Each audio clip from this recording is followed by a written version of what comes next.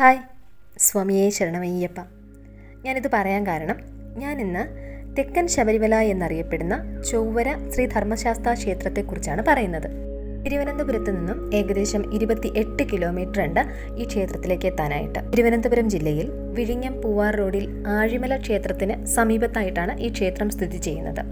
ബാലരാമപുരത്ത് നിന്ന് വരുന്നതാണെങ്കിൽ ബാലരാമപുരത്ത് നിന്നും ഒരു 7 കിലോമീറ്റർ ഉണ്ട് ചൊവ്വര ക്ഷേത്രത്തിലേക്ക്. ആഴിമല ശിവക്ഷേത്രത്തിൽ നിന്നും ഒരു 2 കിലോമീറ്റർ നീങ്ങിയിട്ടാണ് ചൊവ്വര ക്ഷേത്രം സ്ഥിതി ചെയ്യുന്നത്. ഒരു ചരിഞ്ഞ പ്രദേശത്താണ് ഈ ക്ഷേത്രം സ്ഥിതി ചെയ്യുന്നത്. ഇതൊരു ദ്വീപാണ്. ശരിക്കും തെക്കൻ ശബരിമല എന്ന് പറയാൻ കാരണം എന്താ വെച്ചാൽ ശബരിമലയിൽ പോലെ തന്നെയാണ് ഇവിടെയും ആചാരങ്ങളും മറ്റു കാര്യങ്ങളും. ഇപ്പോൾ ശബരിമലയിൽ ഭക്തരെങ്ങനെയാണ് വ്രതശുദ്ധിയോടുകൂടി മാലയിട്ട് ഇരുമുടി ഏന്തി ശരണം വിളിച്ച് 18ാം പടി ചവിട്ടി ഇവിടെ വരുന്നുണ്ട് അല്ലേ? അതുപോലെ തന്നെയാണ് ഇവിടെയും ഭക്തർ ഇങ്ങനെ തന്നെയാണ് വരുന്നത്. വ്രതശുദ്ധിയോടുകൂടി മാലയിട്ട് ഇരുമുടി ഏന്തി ശരണം വിളിച്ചുകൊണ്ട് 18 പടി ചവിട്ടി വരുന്നുണ്ട്. ഇവിടെ 18ാം പടിയൊക്കെ ഇവിടെ കാണാനായിട്ട് സാധിക്കും. ഇവിടെ ഉണ്ട്.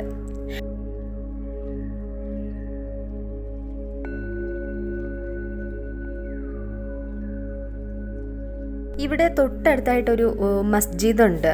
അവിടെ നിന്നും പേട്ടതുള്ളി ഇവിടേക്ക് വരാറുണ്ട്. മകരസംക്രാന്തി ദിനത്തിൽ ഇവിടെ വിശേഷ പൂജയും ആഘോഷവും ഒക്കെയുണ്ട്. മണ്ഡലകാലത്ത് തന്നെയാണ് ഇവിടെയും വിശേഷ ദിവസമായി ആചരിക്കുന്നത്.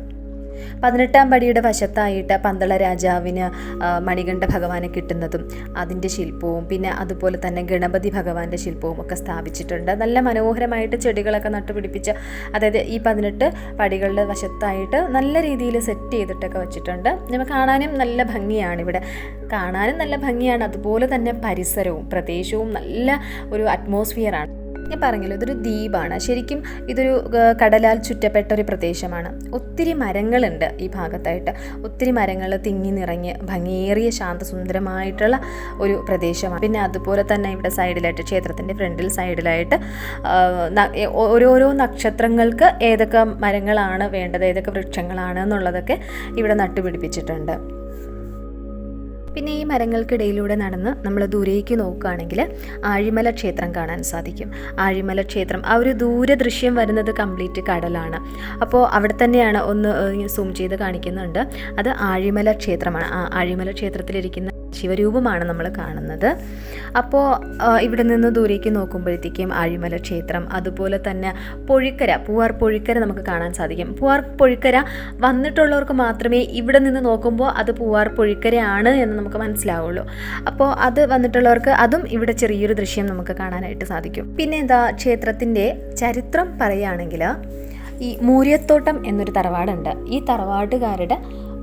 തറവാട്ടിലാണ് ശരിക്കും ഈ ഒരു ക്ഷേത്രമുള്ളത്. ഈ മൂര്യത്തോട്ടം എന്ന കുടുംബത്തിലെ കുടുംബ ക്ഷേത്രമാണ്, അല്ലെങ്കിൽ അവർ വിളക്ക് വച്ചിരുന്ന പൂജാമുറിയാണ് ഈ കാണുന്ന ക്ഷേത്രം. ഇന്ന് നമ്മൾ കാണുന്ന ചൊവ്വര ക്ഷേത്രം. 8 വീട്ടിൽ പിള്ളമാർ പിന്തുടർന്ന മാർത്താണ്ഡവർമ്മ മൂര്യത്തോട്ടം തറവാടായ ഇവിടെ അഭയം പ്രാപിക്കുകയായിരുന്നു. ഇത് മനസ്സിലാക്കിയ 8 വീട്ടിൽ പിള്ളമാർ പിന്നീട് ഈ തറവാടിന് തീയിട്ടു. ഈ തറവാടിന് തീയിട്ടപ്പോൾ തറവാട് സർവവും കത്തി നശിച്ചു. എങ്കിലും ആ തറവാട്ടിൻ്റെ പൂജാമുറിയും അതിൽ കത്തിച്ചിരുന്ന വിളക്കും അത് നശിച്ചു പോയിട്ടില്ലായിരുന്നു. അത്ഭുതകരമെന്നോണം അവയ്ക്ക് ഒരു കേടും ഉണ്ടായിരുന്നില്ല. പിന്നെയാണ് മനസ്സിലാക്കാൻ സാധിച്ചത് അവിടെ ശ്രീ ധർമ്മശാസ്താ ഭഗവാന്റെ സാന്നിധ്യമുണ്ട്. കാലക്രമേണ അവിടെ ക്ഷേത്രം പണിയാനായിട്ട് മാർത്താണ്ഡവർമ്മ കൂടുതൽ ഭൂമി നൽകുകയും അവിടെ ക്ഷേത്രം പണിയിക്കുകയും ചെയ്തു. അതാണ് നമ്മുടെ ഈ ഒരു ചൊവ്വര ശ്രീ ധർമ്മശാസ്താ ക്ഷേത്രം എന്ന് പറയുന്നത്.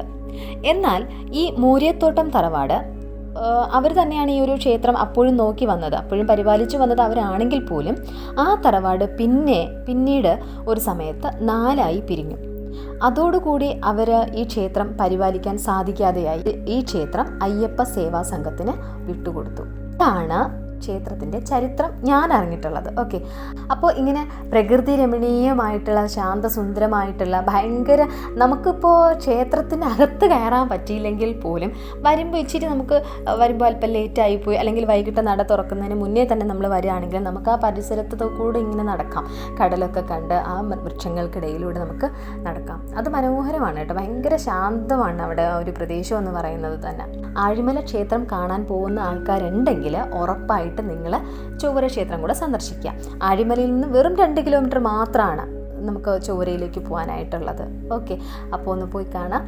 നല്ലൊരു ക്ഷേത്രമാണ്, നല്ലൊരു അറ്റ്മോസ്ഫിയറാണ്. പിന്നെ ഇവിടുത്തെ ഉപദേവതകൾ പറഞ്ഞില്ലല്ലോ. ഇവിടുത്തെ ഉപദേവതകൾ എന്ന് പറയുന്നത് ഗണപതി ഭഗവാനുണ്ട്, ദുർഗാദേവിയുണ്ട്, നാഗമുണ്ട്, ശിവനുണ്ട്. ഇത്രയുമാണ് ഇവിടുത്തെ ഉപദേവതകൾ. ഓക്കെ, അപ്പോൾ എല്ലാവരും ഒന്ന് പോയി കാണാം. ആഴിമല പോവുകയാണെങ്കിൽ ഒന്ന് മസ്റ്റായിട്ടും പോയി കാണാം കേട്ടോ. ഓക്കെ, എന്നാൽ അപ്പോൾ എൻ്റെ ചാനൽ ലൈക്ക് ചെയ്യുക, ഷെയർ ചെയ്യുക, സബ്സ്ക്രൈബ് ചെയ്യുക. ഇഷ്ടപ്പെട്ടാലും ഇഷ്ടപ്പെട്ടില്ലെങ്കിലും സബ്സ്ക്രൈബ് ചെയ്യുക. കാരണം എന്തെന്ന് വെച്ചാൽ നിങ്ങൾ ഇഷ്ടപ്പെട്ടില്ല എങ്കിലും ചിലപ്പോൾ ഇഷ്ടപ്പെടുന്ന വീഡിയോസ് വരാം. ഓക്കെ, അപ്പോൾ അതുകൊണ്ട് ഒന്ന് സബ്സ്ക്രൈബ് ചെയ്തേക്കുക. അഭിപ്രായങ്ങളുണ്ടെങ്കിൽ കമൻറ്റ് ബോക്സിൽ അറിയിക്കാം. Okay, bye, Tata.